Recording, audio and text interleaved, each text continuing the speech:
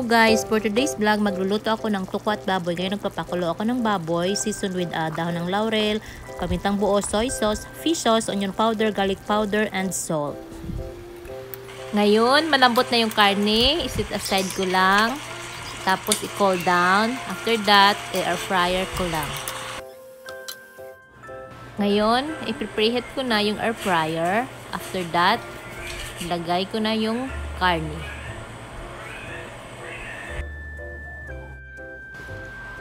Tapos ko na po na preheat yung air fryer. After that, ilagay ko na po yung karne.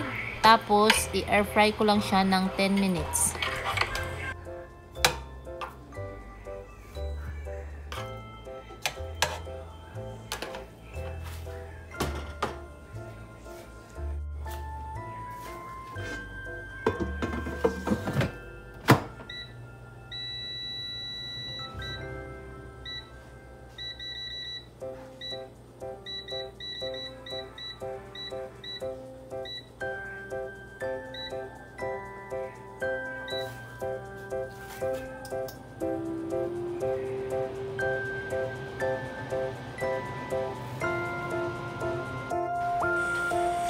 After 10 minutes, it's done.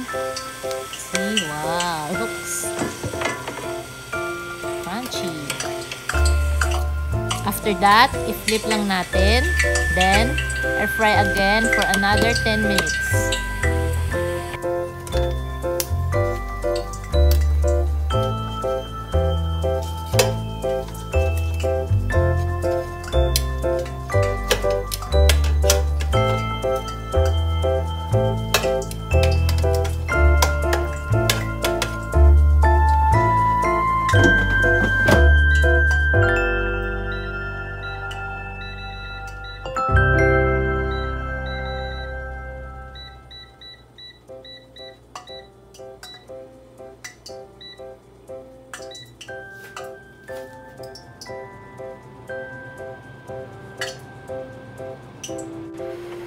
Habang hinihintay ko yung ini-air fry ko, magluluto muna tayo ng tokwa. Air fry lang natin until it's going to golden brown.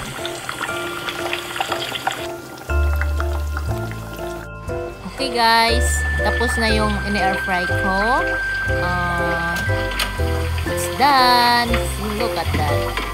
So beautiful and crunchy.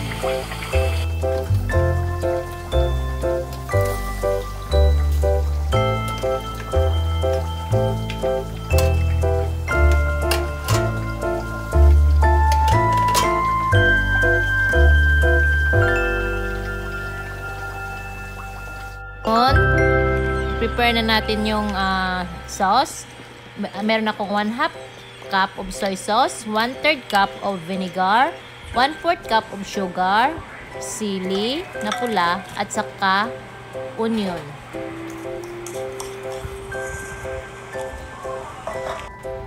Then, i-mix lang natin ng mabuti na evenly combine yung mga ingredients.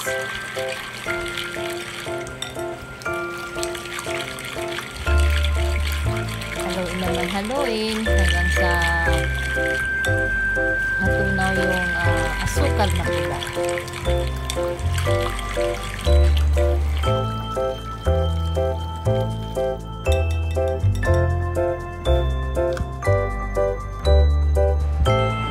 Tapos mag-add lang ng ground black pepper.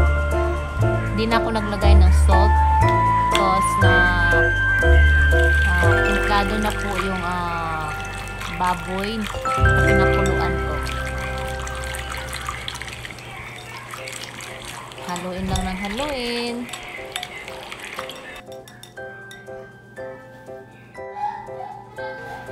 Tapos ilagay na yung karne ng baboy na hiniwa ng maliliit at saka yung tokwa na pinirito na hiniwa din ng maliliit. Tapos haluin lang ng haluin na mag-combine yung sauce.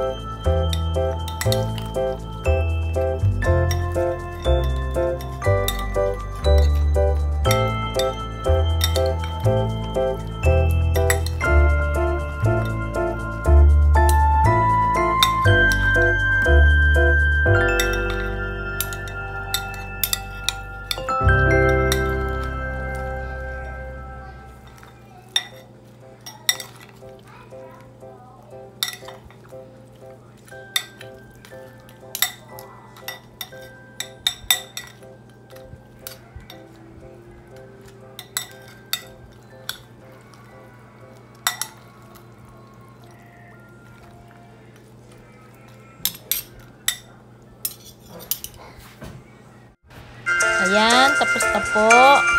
Lagyan lang ulit ng spring onions. At saka onion. Huwag pong kalimutan mag-like and subscribe sa aming YouTube channel.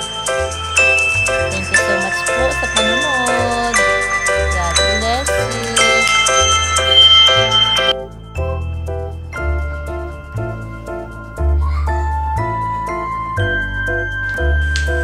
Thank you for watching. Please don't forget to subscribe and like our channel. Thank you so much.